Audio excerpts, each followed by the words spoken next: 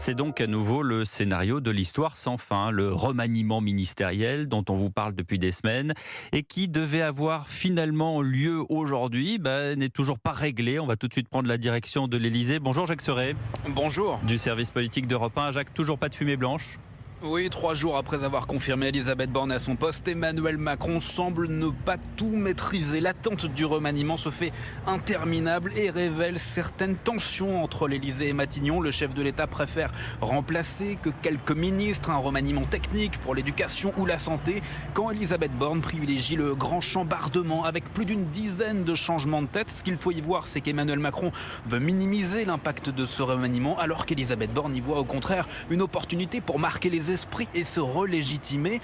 Au-delà de ça, la question des équilibres politiques est aussi en jeu. Les alliés du président, le Modem ou encore Horizon veulent être représentés dans ce futur gouvernement. Bref, chacun pousse ses billes, sachant qu'un impératif demeure, la parité, autant de femmes que d'hommes, et qu'il faut tout vérifier de fond en comble. Les patrimoines, les déclarations pour éviter tout scandale dans les prochaines semaines. Les affaires Cahuzac, Thévenoud ou encore Cailleux ont laissé des traces. C'est pour cette raison notamment qu'une liste élargie de noms de potentiels entrants a été transmise à la Haute Autorité pour la transparence de la vie publique.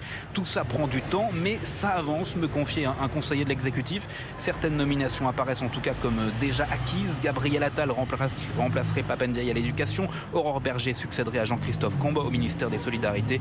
Le député Modem Jean-Philippe Vigier hériterait lui des Outre-mer. Merci de ces toutes dernières informations. Jacques Serret, planté comme tous les journalistes avenue de Marigny. C'est pour ça que vous entendez les bruits de la circulation autour de l'Elysée.